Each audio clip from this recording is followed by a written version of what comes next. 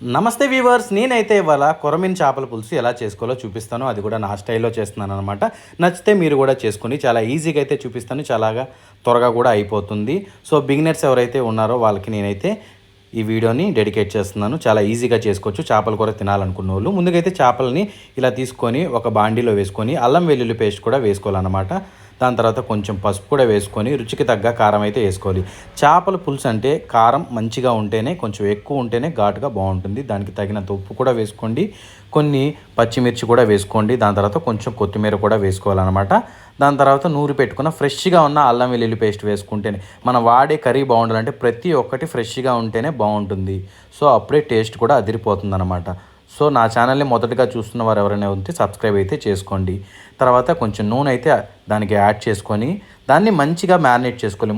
ముక్కకి మనకి మసాలా పట్టేలాగా మనం మ్యారినేట్ చేసుకుంటేనే టేస్ట్ కూడా చాలా బాగుంటుందన్నమాట. మంచిగా నెమ్మదిగా కలపండి. ముళ్ళు ఏమైనా ఉన్నా గుచ్చుకోకుండా మంచిగా కొంచెం జాగ్రత్తగా చూసుకొని కలుపుకొని దాని తర్వాత నానబెట్టుకున్న చింతపండు రసాన్ని వేసుకోవాలన్నమాట. మనకి పులుపుకు తగ్గ చింతపండు రసం అయితే వేసుకోవాలన్నమాట. సో దీన్ని కూడా మంచిగా మ్యారినేట్ చేసుకొని పులుపు, ఉప్పు, కారం అన్నీ సరిపోయలేదో ఒకసారి అయితే ఫైనల్గా చూసుకొని దీనికి కొంచెం వాటర్ అయితే యాడ్ చేసుకోవాలన్నమాట మనం ఉడికించుకునే ముందు. సో గ్రేవీ ఎంత కావాలనుకుంటే అంత పోసుకొని వాటర్ని మనం స్టవ్ ఆన్ చేసి స్టవ్ మీద పెట్టేయటమే. సో మ్యారినేట్ చేసే ప్రాసెస్ అయితే ఇది. సో ఈ విధంగా మ్యారినేట్ చేసిన దాన్ని అలాగా కొత్తిమీర జల్లేసి స్టవ్ ఆన్ చేసుకొని స్టవ్ మీద పెట్టుకొని హై ఫ్లేమ్లో ఒక 15 నిమిషాలలో వదిలేయండి. పైన నూనె పోయండి మొత్తం అయిపోయాక మ్యారినేషన్. సో ఈ విధంగా స్టవ్ ఆన్ చేసి పెట్టేసి మనం వదిలేయాలన్నమాట. వేయించి పెట్టుకున్న మెంతులు, జీలకర్రని ఇలాగ రోట్లో అయితే నేను పౌడర్ చేసుకొని రెడీ చేసుకొని పక్కన పెట్టుకుంటున్నాను అనమాట. దీన్ని ఉడుకుతున్న కూరలో వేసేసుకోవాలన్నమాట. ఒకసారి మూత తీసి చూద్దాం ఎంత ఉడికిందో. సో ఈ విధంగా ఉడుకుతుండగానే మనం పౌడర్ చేసి పెట్టుకున్న పౌడర్ని, మెంతులు, జీలకర్రని అలా అయితే వేసేసుకోవాలి. దాని తర్వాత పచ్చి కొబ్బరి, గసగసాలు కూడా పేస్ట్ చేసుకోవాలి. సో ఇప్పుడైతే మనం పౌడర్ని యాడ్ చేసేద్దాం. సో ఈ విధంగా వేసుకొని కొంచెమే, ఎక్కువ అవసరం లేదు, జస్ట్ లిటిల్ బిట్. దాని తర్వాత పచ్చి కొబ్బరి, గసగసాలను కూడా పేస్ట్ చేసి పక్కన పెట్టుకోవాలి.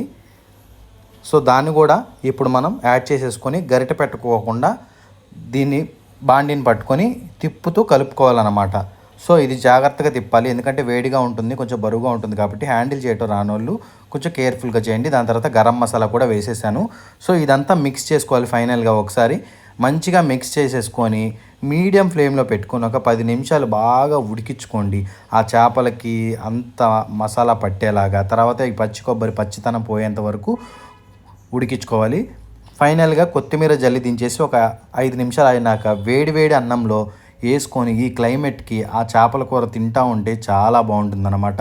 సో బిగినర్స్ ఎవరైనా చేపల కూర తినాలనుకున్న వాళ్ళు, చేయటం రానోళ్ళు ఉంటారు కదా, సో వాళ్ళకైతే చెప్తున్నాను, చాలా ఈజీగా చేసుకోవచ్చు. ఈ వీడియో అయితే చూడండి, తప్పకుండా మీరైతే చేసుకుంటారు. చేసుకున్న వాళ్ళు నా కామెంట్లో ఎలా వచ్చిందో కూడా కామెంట్ అయితే పెట్టండి. సో చాలామంది అయితే చూస్తున్నారు, కొంతమంది సబ్స్క్రైబ్ చేసుకోవట్లేదు. సో నేనైతే రిక్వెస్ట్ చేస్తున్నాను, నా ఛానల్ని కొంచెం మీరు అభివృద్ధి చేస్తారని నేనైతే కోరుకుంటున్నాను. మీ సపోర్ట్ అయితే కావాలి. Thanks for watching.